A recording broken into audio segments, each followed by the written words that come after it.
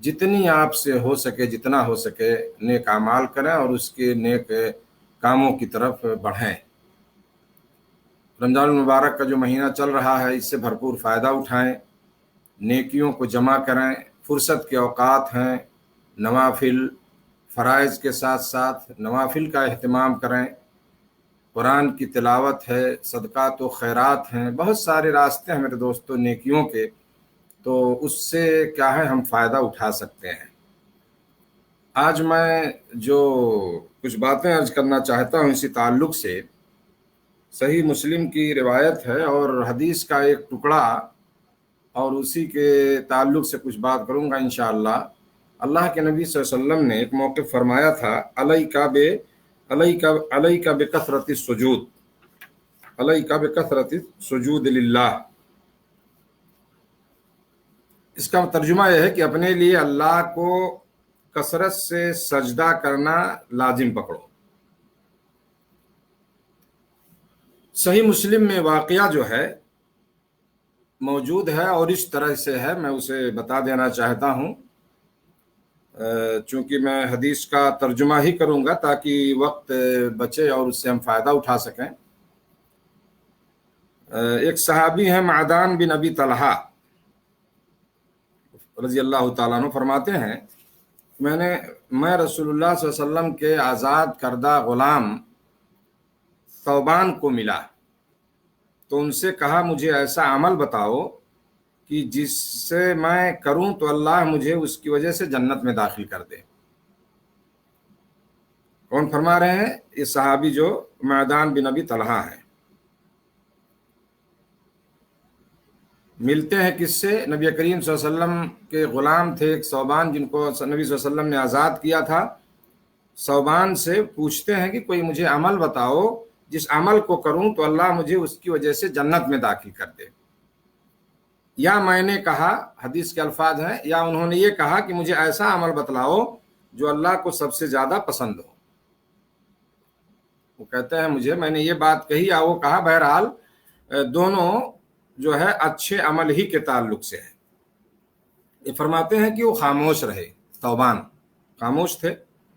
پھر میں نے پوچھا، وہ خاموش رہے۔ میں نے پھر تیسری مرتبہ یہی بات پوچھی، بھائی ایسا عمل بتاؤ جسے میں کروں تو اس کی وجہ سے جنت مجھے مل جائے، یا ایسا عمل بتاؤ جو اللہ کو سب سے زیادہ پسند ہو۔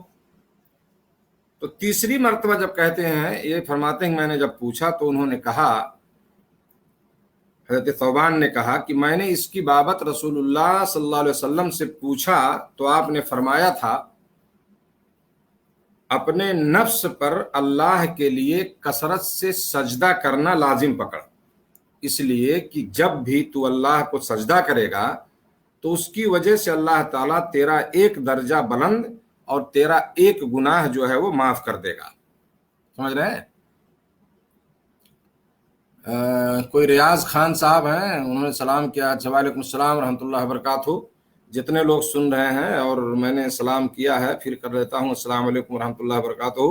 اور آپ لوگ اس کو تھوڑا شیئر کیجئے اپنے گروپ میں، اور اس کو کیا ہے تھوڑا سا دوسروں تک پہنچائیے اس ویڈیو کو تاکہ لوگ اس سے فائدہ اٹھائیں۔ بہرحال تو میں یہ کہہ رہا تھا کہ تو انہوں نے ثوبان نے جواب دیا کہ رسول اللہ صلی اللہ علیہ وسلم سے میں نے جو پوچھا ہے تو آپ نے فرمایا تھا، کیا فرمایا تھا؟ کہ کثرت سے سجدہ کرنا لازم پکڑو۔ سمجھ رہے ہیں نا؟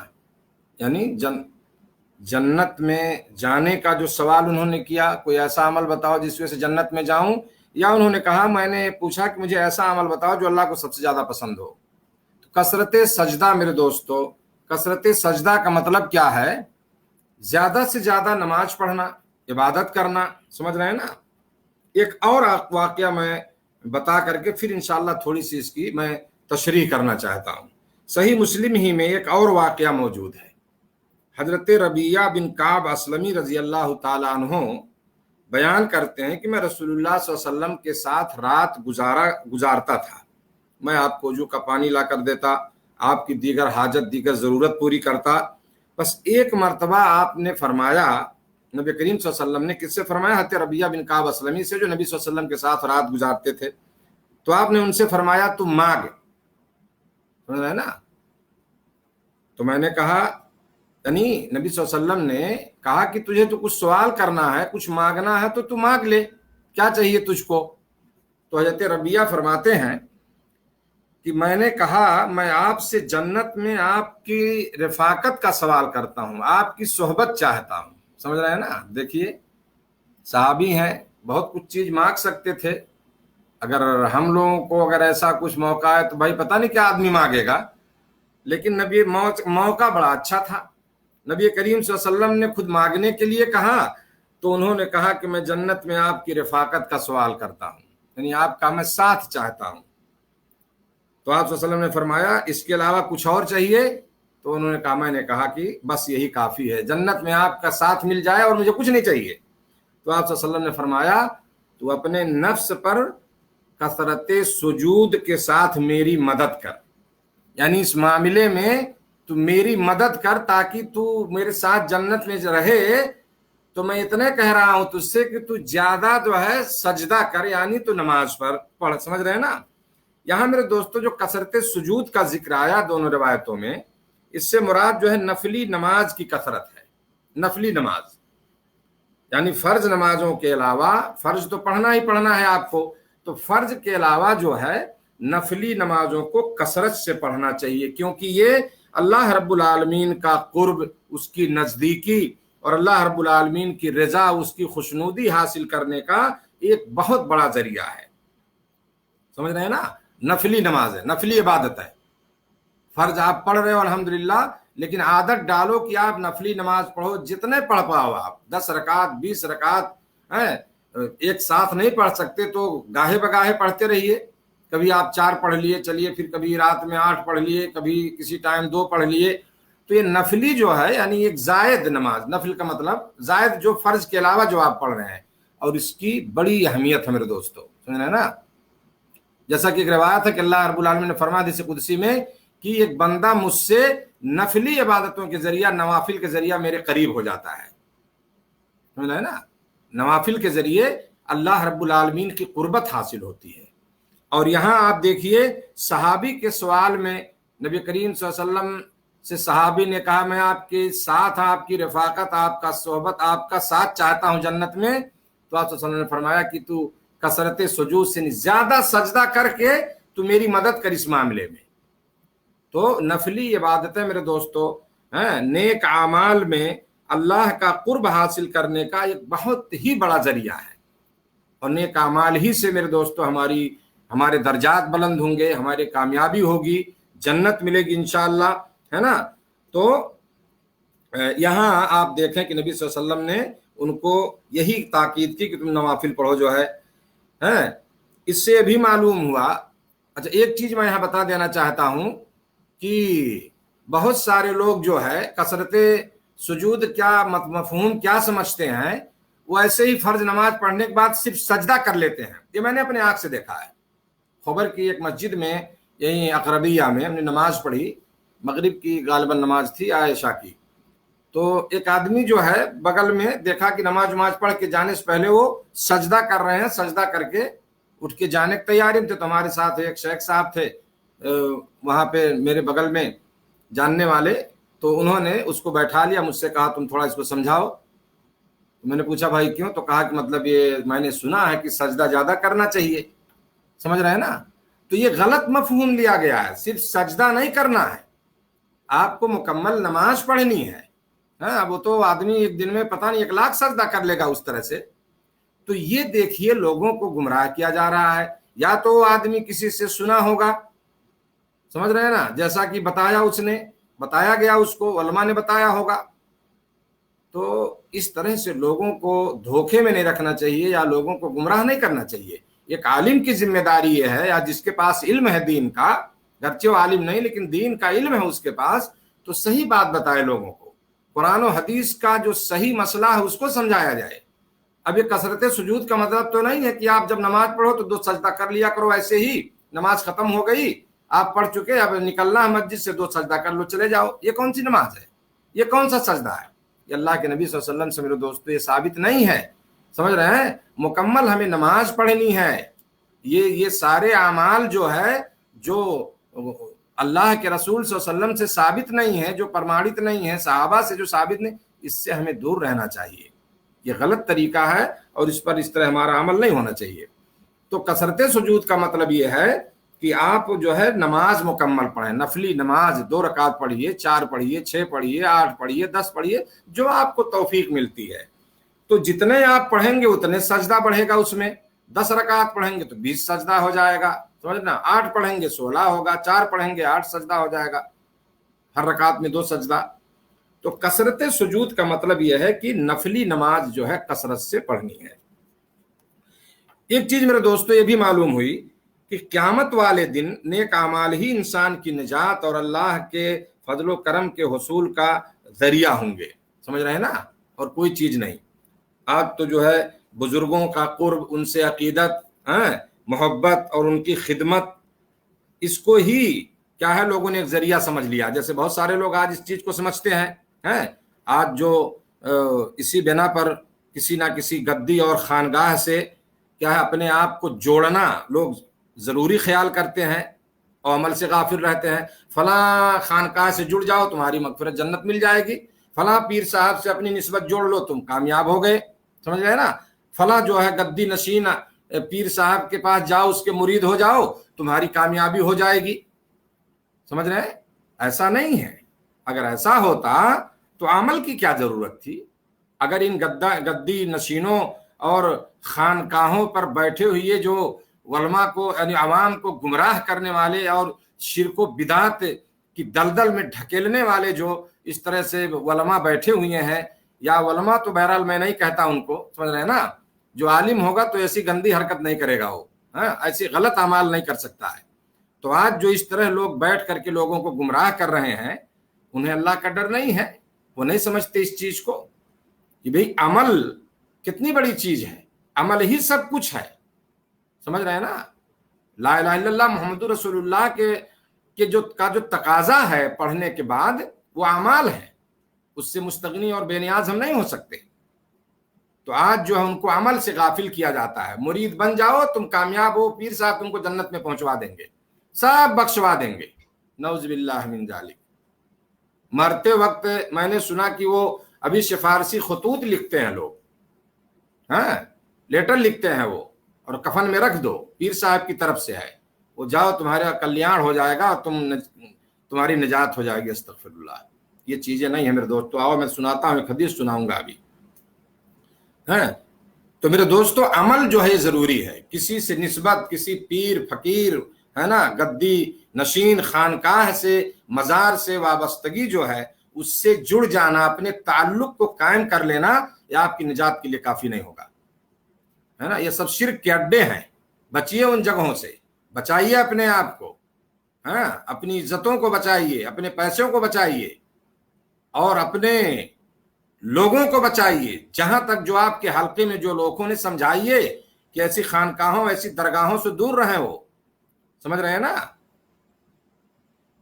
تو عمل جو ہے میرے دوستو سب سے اہم ہے. نبی کریم صلی اللہ علیہ وسلم کا طرز عمل اور فرمان سے جو چیز واضح ہوا وہ کیا ہے کہ اصل چیز ایمان اور عمل صالح ہے. سمجھ رہے ہیں؟ کسی بزرگ سے تعلق اور نسبت کافی نہیں ہے. تو میرے دوستو اس لیے حدیث میں آتا ہے، ٹھیک ہے کہ اگر آپ کسی عالم کی صحبت میں بیٹھتے ہیں، اچھے جو قرآن و حدیث کی تعلیم دینے والے لوگ ہیں، ان سے جڑیے، آپ ان سے اپنا تعلق بنائیے، آپ کچھ سیکھیں گے، کچھ پائیں گے، ہے نا. تو بہت اچھی چیز ہے یہ. اگر ایک اچھے علماء کی صحبت میں آپ بیٹھتے ہیں، جو آپ کو قرآن و حدیث کی بات سکھانے والے لوگ ہیں، جو صحیح بات بتانے والے لوگ ہیں، تو یہ بہت مفید ہوگی، آپ فائدہ مند ہوگی یہ چیز آپ کے لیے. الحمدللہ. سمجھ رہے ہیں نا؟ اور اس کے ساتھ آپ عمل بھی کریں. نہیں کہ ہم مولانا صاحب کے ساتھ تعلق جوڑ لیے تو اب ہو گیا، اب وہ کوئی عمل نہیں. عمل ضروری ہے اس کے ساتھ ساتھ، ہے نا. تو ایسے لوگوں کے ساتھ بیٹھیں جو صحیح بات بتانے والے لوگ ہوں، جو قرآن و حدیث کی صحیح چیز سنانے اور سکھانے والے لوگ ہیں، تو ان سے اپنا رشتہ جوڑا جائے. اس لیے میرے دوستو حدیث میں آتا ہے کہ اللہ کے نبی صلی اللہ علیہ وسلم نے اپنے قریبی رشتہ داروں، حتیٰ کہ اپنے عم بزرگوار، اپنے چچا، پھوپھی، اپنی صاحبزادی تک کو یہ تنبیہ کر دی تھی کہ میں اللہ تعالیٰ کے ہاں تمہارے کچھ کام نہیں آ سکوں گا. سمجھ رہے ہیں نا؟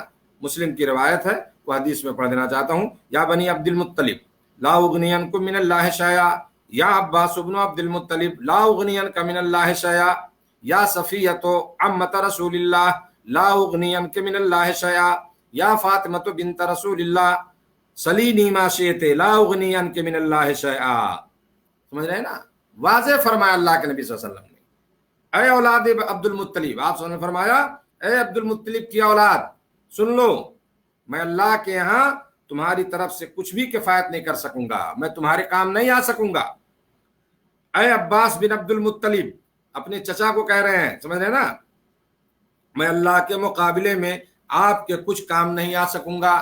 اے صفیہ، رسول اللہ صلی اللہ علیہ وسلم کی پھوپھی ہیں یہ، اے صفیہ، یا صفیہ تو عمت رسول اللہ، آپ نے کہا اے صفیہ رسول اللہ کی پھوپھی، میں اللہ کے ہاں تیرے کچھ کام نہیں آ سکوں گا. اے فاطمہ، رسول اللہ کی لخت جگر صلی اللہ علیہ وسلم، تو دنیا میں یا دنیا کے مال میں سے جو چاہے مجھ سے مانگ لے، لیکن قیامت کے دن میں اللہ کی طرف سے تیرے لیے کچھ نہیں کر سکوں گا. میرے دوستو، یہاں نبی کریم صلی اللہ علیہ وسلم نے اسے کیا معلوم ہوا کہ سب کو عمل کی تاکید فرمائی اور ایک خبردار کیا کہ قیامت کے دن عمل ہی انسان کے کام آئے گا، اور محض کسی کے ساتھ رشتہ داری اور نسبت و تعلق سے کچھ نہیں بننے والا ہے. سمجھ رہے ہیں؟ رسول اللہ صلی اللہ علیہ وسلم نے ایک ایک کو بتایا، اپنے خاندان کے لوگوں کو، اپنے رشتہ داروں کو، پھوپھی کو، بیٹی کو، چچا کو، سب کو، کہ میں قیامت کے دن تمہارے کام نہیں آ سکتا ہوں.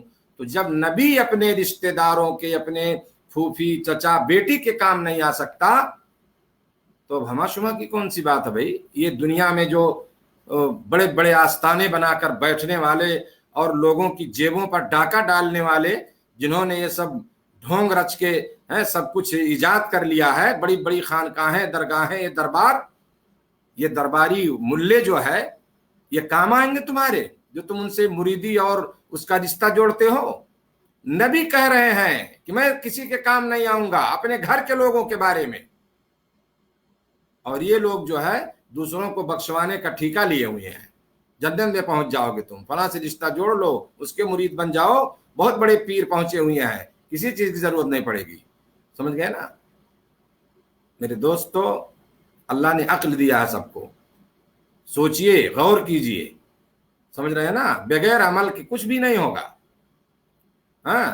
سب کچھ. یوم یفر المرء من اخیہ وامہ وابیہ وصاحبتہ وبنیہ. پڑھو قرآن کو. قرآن میں اللہ کیا کہہ رہا ہے؟ سب بھاگیں گے کہ ایک دوسرے کو دیکھ کر کے، ماں باپ، لڑکے بیوی، بچے، بہن بھائی، سب ایک دوسرے کو دیکھیں گے تو بھاگیں گے، کوئی کسی کا کام نہیں آ سکتا ہے. سمجھ رہے نا؟ سب کتنے عزیز ہیں دنیا میں. باپ ہے، بڑی تکلیف ہوتی ہے بیٹوں کے تعلق سے، بیٹوں کو باپ کے والدین کے تعلق سے، ماں بہن سب ایک دوسرے کو بھاگیں گے، سب دیکھ کر کے، کوئی کسی کے کام نہیں آ سکتا. تو اللہ کے نبی صلی اللہ علیہ وسلم، رسول اللہ صلی اللہ علیہ وسلم کے ساتھ نسبت و تعلق وہاں کام نہیں آئے گا میرے دوستو، جبکہ آپ صلی اللہ علیہ وسلم کائنات میں سب سے افضل و اشرف ہیں. تو کون ایسا ہے جس کے ساتھ نسبت و تعلق کا کوئی فائدہ کسی انسان کو ہو سکے گا؟ ایسا ہو سکتا ہے؟ نہیں ہوگا ایسا. سمجھ رہے ہیں؟ تو ہمیں میرے دوستو نیک عمل کرنے کی ضرورت ہے. آپ نیک عمل کریں، انشاءاللہ کامیاب رہیں گے. آپ دنیا میں بھی اللہ تعالیٰ آپ کو خوش رکھے گا، اس کی رحمتیں اور برکتیں آپ کے ساتھ رہیں گی، اور آخرت میں آپ کے لیے کامیابی ہوگی اور نجات ملے گی انشاءاللہ. تو میرے دوستو، آج اس مختصر درس کا خلاصہ یہی ہے کہ ہم زیادہ سے زیادہ جو ہے نیک اعمال کریں، اور زیادہ سے زیادہ ہم نوافل کا اہتمام کریں، اور جو ہمارے بھائی پیری مریدی کے چکر میں ہو توبہ کر لیں. ان درگاہوں سے کچھ ہونے والا نہیں ہے. تمہارا پیسہ ختم ہوگا، اور آج تو دیکھو کتنی عزتیں لٹتی ہیں ایسی درگاہوں پر جو سارے لوگ اس چیز کو جانتے ہیں، سن ہے نا؟ وہ کچھ نہیں چھوڑنے والے لوگ ہیں. تو ایسی جگہوں سے بچو، نیک عمل کرو، اللہ سے رو، اپنے گناہوں سے معافی مانگو. اس رمضان کے مہینے میں یہ بخشش کا مہینہ ہے، نیکیوں کا مہینہ ہے، جتنا چاہو نیک عمل کر لو. سمجھ رہے ہیں نا؟ 10 دن ختم ہو گئے، 20 دن اور بچے ہیں میرے دوستو. اس کو غنیمت جانو، اور اللہ زیادہ سے زیادہ نیک کام کی طرف بڑھو، نیکیوں میں لگو. نوافل کا اہتمام کرو، جیسا کہ میں نے ذکر کیا کہ وہی چیز جو ہے اللہ رب العالمین سے نزدیک ہونے کا بہت ہی بڑا اور اہم ذریعہ ہے۔ وہ نوافل کا اہتمام کریں آپ، اور اسی طرح سے صدقہ خیرات، لوگوں کے ساتھ تعاون کرنا، غریبوں اور بے سہارا لوگوں کی مدد کرنا، خاص طور سے اس رمضان کے مہینے میں اس میں کئی گنا اجر آپ کو بڑھا کے ملے گا ان اعمال کا، تو زیادہ سے زیادہ آپ اس میں حصہ لیں۔ اللہ ہر مسلمان کو اس کی توفیق عطا فرمائے، نوافل کا اہتمام ہم کر سکیں، اللہ ہمیں توفیق دے، نیکیوں کہ زیادہ سے زیادہ نیک عمل کرنے کے اللہ ہم سب کو توفیق عطا فرمائے۔ اللہ تعالی ہم سب کو شرک و بدعات سے اور غلط عقائد سے رب العالمین محفوظ رکھے، ہماری حفاظت فرمائے۔ اور رب العالمین جو ہے یہ جو بیماری چل رہی ہے اس سے کیا ہے ہمیں کیا ہے جلد اللہ ہم کو اس سے چھٹکارا ملے، اس کا جلد از جلد خاتمہ ہو۔ سارے لوگ جو ہے اپنی خصوصی دعاؤں میں کیا ہے اس کے ختم ہونے کی اور اس سے حفاظت کی کیا ہے دعا بھی کرتے رہیں۔ اللہ تعالیٰ اس وبا کو جلد از جلد جو ہے